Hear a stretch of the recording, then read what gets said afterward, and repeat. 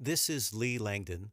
Today we talk to Cassie Sikes. Cassie is a really incredibly inspirational person. She's had a story arc that really fascinates me and has for a while. And just recently, she's made this incredible leap of faith to start a new career. After 7 years, she's starting something new because she wants to do what she believes God has made her to do and where she finds joy and happiness. So I hope you'll be inspired today because sometimes our fears hold us back from doing these things. And maybe today you'll be inspired to start something new, or I don't know. Just listen to her story. See what you think. All right, guys, let's jump in. Welcome to the Young Adult World podcast.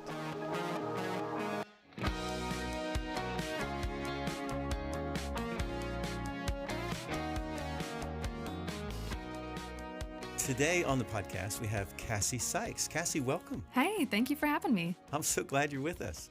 Yeah, me too. Man, I've been thinking about different people to interview, and your story recently has fascinated me a lot. So we're going to get into that here in a little bit. But first of all, as people are just kind of, who's Cassie Sikes? Let's learn about you. So let's go all the way back. Ooh, okay. Where were you born? Where do you come from? Yeah, I come from York, Nebraska. Grew up there, was born there. My parents both still live there, along with my older brother and his family. So recently we've had snow here. Was there a lot of snow in York? Oh, yeah. In fact, I remember one year it snowed on my birthday, which is in May. And I was so bummed because I think it was my 16th birthday. And I was like, I can't even drive. Oh. It's my 16th birthday. Come on. Yeah, in May. In May. We should be done with snow in May. Oh, absolutely. I know, especially this week since we've had, near 80-degree weather in February? Yeah. Feels very different here in Oklahoma. No doubt. Well, we don't have any consistency. No, not at all. Yeah, it's so frustrating. So York and your family still lives there. Yes, they do. We're trying really hard to convince them to move down to Oklahoma because my younger brother and his wife are here as well. But right. I don't know. That may take some convincing. It's a long project, I think. Yeah. Do you have grandparents and uncles and aunts and all that, like extended family in York? Or we have some there. Yeah. So my grandmas are both still alive. The one on my dad's side, she lives in York. The one on my mom's side, she lives here in Oklahoma in Stillwater. As far as aunts and uncles are concerned, I have one aunt and uncle that do live in York, but I have, I'm probably going to get this number wrong. I have 26 aunts and uncles total. Wow. 2 on my mom's side, and then the others are all on my dad's side. So they are all over the country and even in some other countries as well. Okay, so let me understand. Like on your mom's side, you have 2 aunts and uncles. Is that what you said? And then on your dad's side, you have 20? 24, yeah. Because my dad was one of 13. Wow. So all of his 12 brothers and sisters are married. So yeah. That is amazing. Mm-hmm. Oh, wow. What a huge family. I know. It's crazy. I love it. How fun. So how many, you are, as far as cousins go, you are one of how many? I don't know for sure. I always say 51. 51. And I don't know where I got that number, but I think I'm probably counting people first cousins and maybe their spouses. Wow. Oh, but it feels like it's more than that too. I don't know. That's incredible. When have you had family get-togethers where everybody's been there? Yes. Yeah. We do family reunions every other summer. And as a minimum, we normally have about 120 people there. And I have to make notes of who everyone is, especially my cousin's kids and their kids. I can't keep it all straight. So is there a group of you that are similar in age? Yeah, for the most part. And some of us are pretty close, either because we grew up kind of close together or just, we were the younger cousins of the group. But yeah, it's a very fun family to be a part of for sure. So you're in York. Mm-hmm. You went to, obviously you went through grade school and high school. And as one does. Yeah. What were the things that you really enjoyed doing when you were in grade school and high school? Oh man, I was such a theater kid. Every single musical, one-act play, speech competition I could be a part of, I was there. I loved it. It was so much fun. And it was funny because I always said, I'm not really a theater kid because I thought that they were kind of associated with this moody and, kind of dark undertones and very introspective and introverted and all this stuff. And I just enjoyed it. Frankly, I just really enjoyed the attention. I think it was a great way to get quite a bit of attention. Yeah. Man, what were some of your favorite shows that you've done? Oh, man. Probably my freshman year of high school. It was one of my first times getting like the lead role in a significant play. We were doing The Miracle Worker, so that the Helen Keller play. Okay. Oh, yeah. And I got to play the part of the teacher, Anne Sullivan. And it was so fun. I got to do what I'm sure looking back was a very terrible Irish accent. It was fun to be on a bigger stage. We went to competitions with it. And yeah, it was a good time. That's cool. Can you still do the Irish accent? Gosh, I think it would only be if I was watching someone who was speaking in an Irish accent, Right. and Okay. then I could pick it up. But Yeah, right yeah. off the top, especially on a podcast. Because that was the next question, but okay. I didn't even think about that. No, that's well, that's great. So, man, theater. Are you a singer? Yes and no. I mean, I think that I'm an average singer. I really like to sing, and my family is pretty musically inclined, I would say. That's honestly one of the best parts of those reunions is Oh, wow. the singing. It's great. Wow, that's awesome. Well, I didn't know all about that Yeah. stuff. So, man, theater.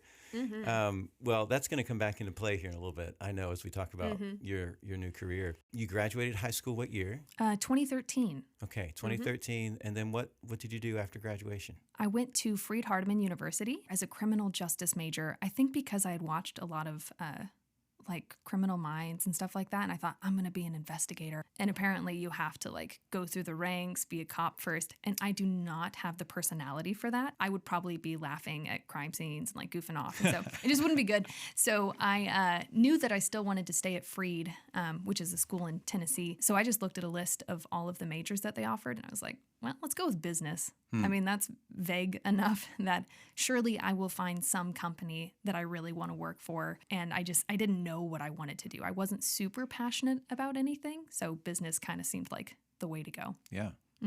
Freed-Hardeman, Henderson, Tennessee? Is that Yeah, right? yeah, you Yeah, got it. Henderson, okay. Tennessee. You finished with a business degree from Freed. I did, yes. And then what did you do after graduation?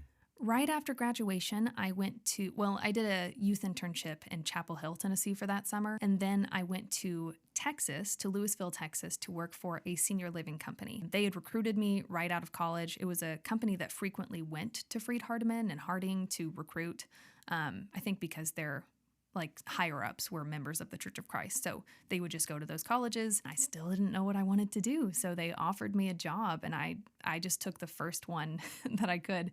I've kind of had this thing in life where I tend to say yes to things without necessarily thinking through other options. I'm just like, well, if this opportunity is here, I should probably take it. So I was there for about 2 months in Lewisville doing training, and then they stationed me in Oklahoma, which honestly worked out pretty well because my little brother was at OC at the time. Yeah.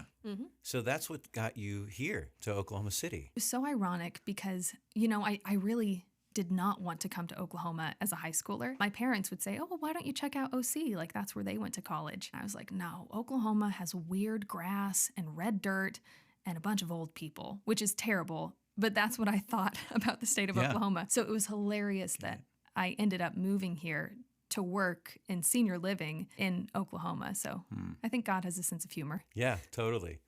Yeah, I kind of came kicking and screaming myself, actually. I thought, because I grew up in New Jersey, and I thought everybody out in Oklahoma had horses and buggies. Like, I don't know, it's crazy. I wish. That'd be kind of cool. It would be wouldn't fun. Yeah, it would be fun. But that was all pre-internet, so I'm kind of old. But, well, I love what you said, though, about how you have a kind of this, you say yes to things. Yeah, yeah. And I love that. My youth minister growing up, I remember one time he said to me as a believer, and when somebody in the church asks you to do something, say yes as much as you can, or just say yes is what he said, because he was trying to call us into new things in the leadership and how God's able to stretch you in those things. It is a good way to live for the most part. I think that you still have to have wisdom and discernment. And that's a lesson I've learned a lot over the past couple of years. It's just that sometimes no is the right answer, but you should be very open to whatever God might be calling you to. Yeah. I think that's the key, isn't it? Yeah. Trying to stay open to maybe what God is doing that's beyond what you thought or imagined. Yeah. Yeah, that's cool. That's faith. And you came over here in faith, believing that. Yeah. How did you come to the young adult ministry, and how did you kind of plug into here? What was it like when you arrived? Well, when I first got here, Memorial Road was the first church that I checked out. And I came for a few weeks, and I honestly had a hard time plugging in. I don't know if it was me, if it was just the days that I was here, but I was just not making connections. And I think after maybe 3 or 4 times coming, I just thought, man, this is probably too big of a church for me. I came back just a few months later, and ultimately I fell in love with it. I got plugged in. I found my people. And so I've been here ever since for about, I guess, 7 years now, something like that. Wow. So Yeah, that's great. maybe 8. I can't remember exactly. Yeah.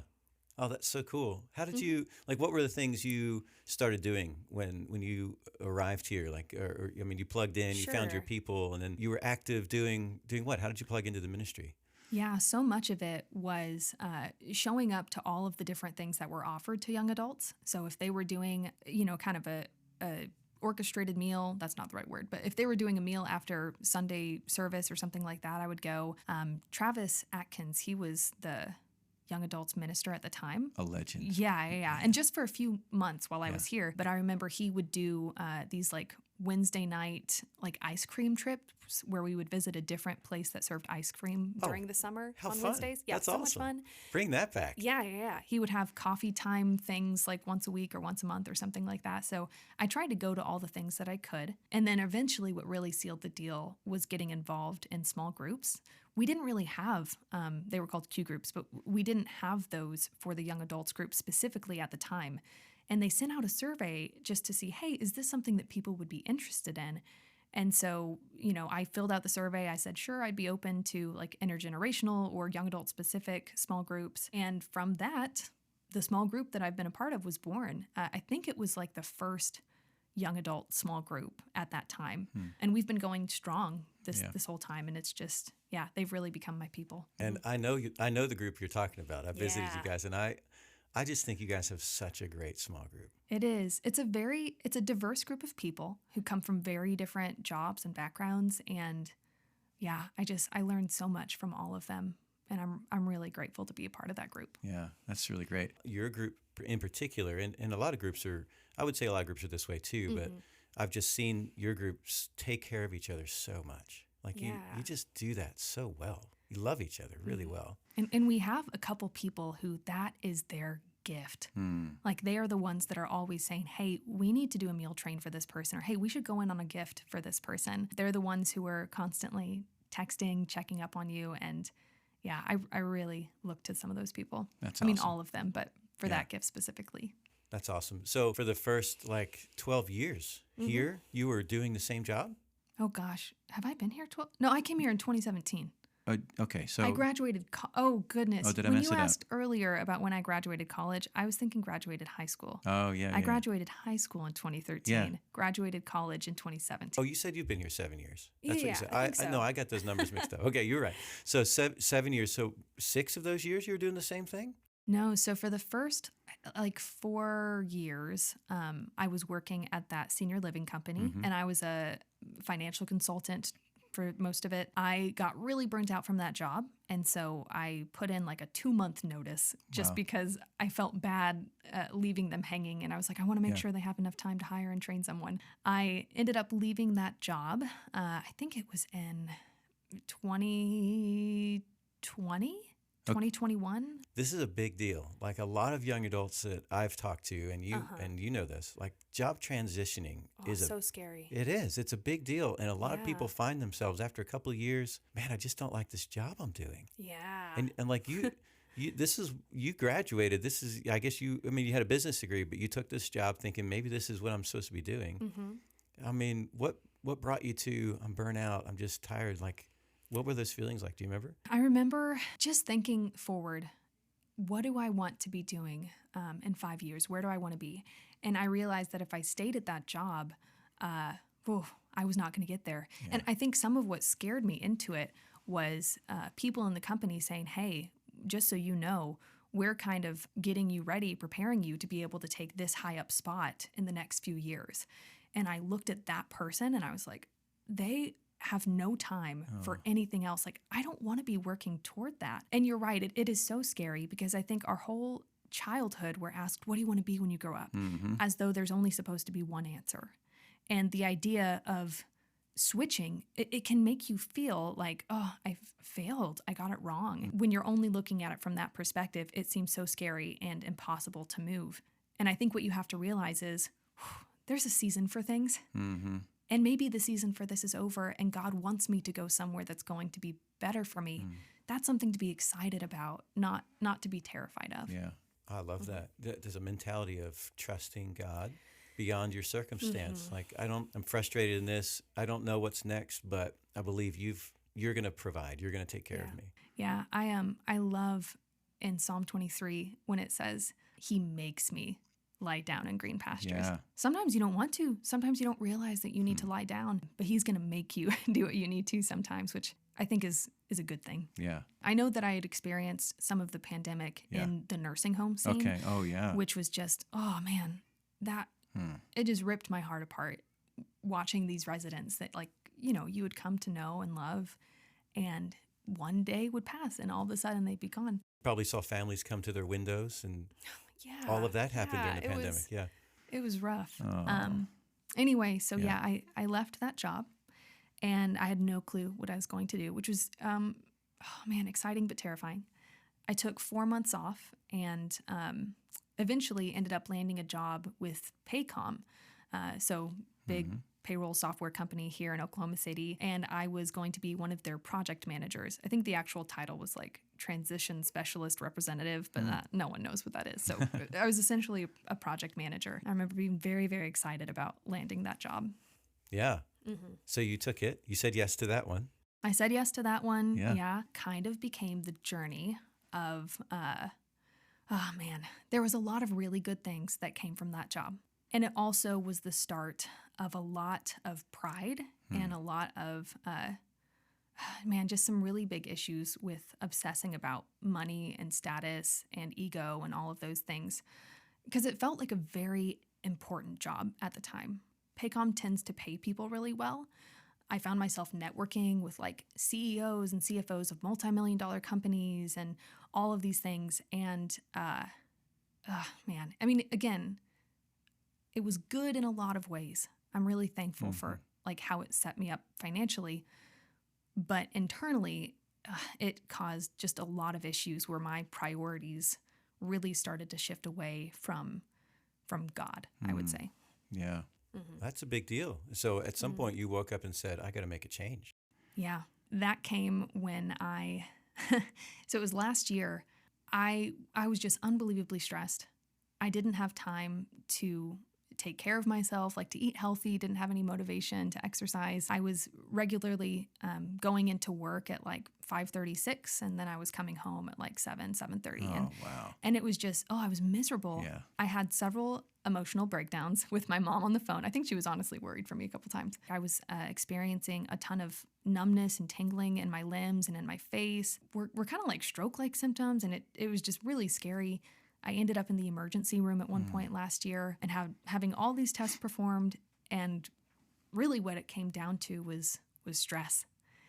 And I just knew, okay, this isn't living. Like, again, this isn't the kind of life that I want to be working towards. And I knew I had to change. So I put in my notice. You put in your notice again with not really sure what's coming up. No clue. Yeah. So, but now you're doing something amazing. How did you get...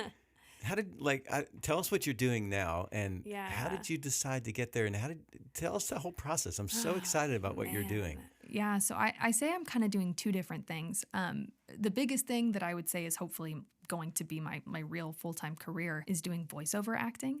So basically, that's anything that needs a voice. So whether it's audiobooks or podcast, well, this is my first podcast actually, so thank you for opening the door on that. You know, TV commercials, animations, YouTube channels, just there's all sorts of things that need voices. And it was something that people had told me I should look into, like back in college. They were like, you should really start a Fiverr account. Kind of ignored it because, I was focused on climbing the corporate ladder. Anyway, so when I was finding myself unemployed for several months and not sure of what I wanted to do, I kind of made a list of like, what would I want to do if there weren't any limitations, and I was just going to go for it. And voice acting was kind of at the top of that list. So I started researching it. I spent 3 weeks building a recording booth in my house. So that involved a big learning process, learning how to like frame walls and wire lighting and things like that. That's amazing. It was crazy. It was so much fun. I saw pictures of it and the whole process, and I was so impressed by that. Well, and I'm pretty critical of a lot of the decisions I made on it. I'm like, man, I wish I would have researched that more or done that better. But it's very functional. Yeah. And it's fun to have that sort of a space in my house. It's incredible. Yeah, it's fun. Did your brother? I'm just curious because I know your brother's really handy. Did he help you a lot in that, or was that he did? You were on he your was own. there, kind of on retainer for any questions that I had about like if I wire these things together, like will I get electrocuted? He was very helpful for those. Yeah. And then there were a couple, like there was a wall and then the ceiling that I just could not lift myself. The wall fell on me at one point, and I blacked out a little bit, and I thought this isn't safe. I should probably have a big strong man come and help me. So so he helped me with those things, but for the most part, it was me like sawing everything, measuring, putting it together. So you built the studio. Built the studio, and I got on a few platforms where you can find gigs, and I just started auditioning like crazy. Everything I was reading was saying, a good ratio of booking is one job for 100 auditions. Wow. So I was like, oh my goodness. That's so much rejection. It's so scary. Yeah. And fortunately, I've had a little bit more success with it than that. But eventually I just, it was so funny. The very first job I got, it earned me $4.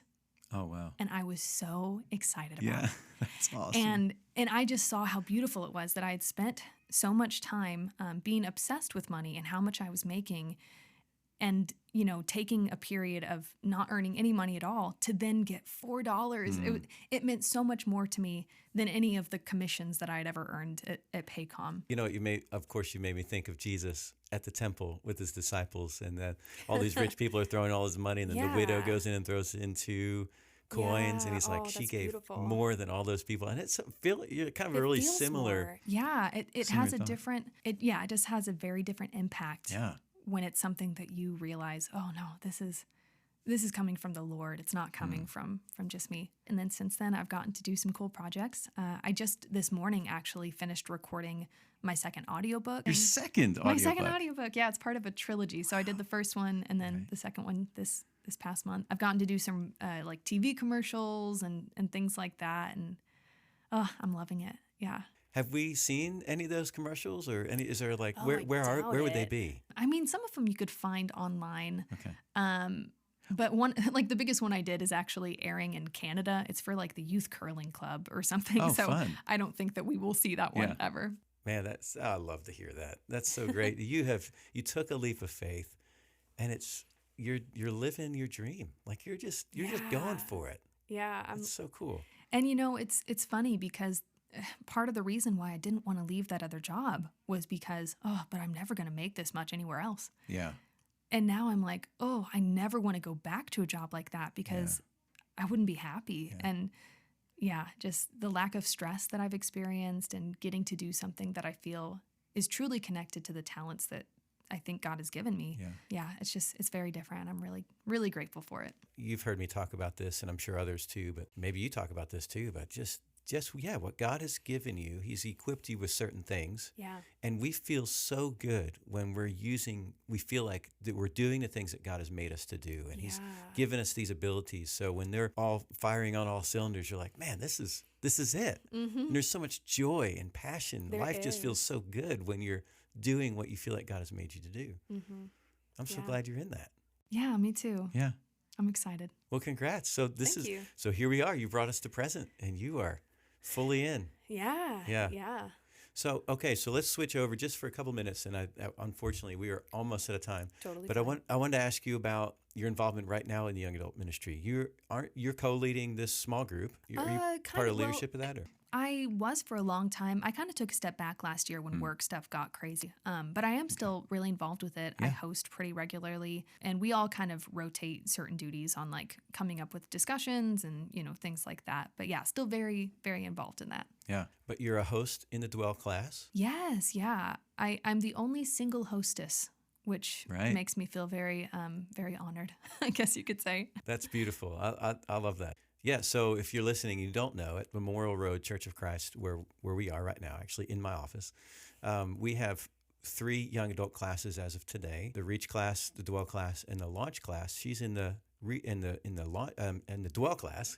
I got it out finally, which is like mid 20s to, I would say, early 30s. Kind of getting into the mid now. You guys have kind of grown older, and lots of singles, married couples, and some babies in there now. Oh, so many. We started the class 2 years ago, and I don't have the exact count, but it feels like we have at least 10 new babies now or something like that. I love it. It's awesome. It's incredible. That's one of the beautiful things, I think, of young adult ministry, at least from my experience, is seeing you guys grow and the families change and all that stuff. There's so much more I would love to talk to you about, but Cassie, thank you so much for being on the Young Adult World podcast. How fun. How fun. Thank you for having me.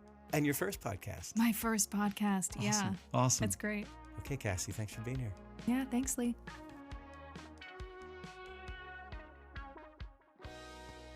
Hey, thanks for joining us today.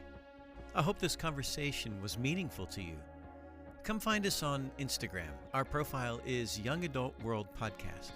Tell us what you connected with during our podcast today. This podcast is part of the Young Adult Ministry at the Memorial Road Church of Christ in Edmond, Oklahoma. Come join us sometime. There's plenty of room for everyone. If you want to reach out to us, don't hesitate to email us at youngadultworldpodcast@gmail.com. And we are so grateful for Jacob Staten. Jacob is a young adult who edits this podcast for us and keeps this thing going. So thanks, Jacob. Okay, guys, see you next time for another Young Adult World conversation.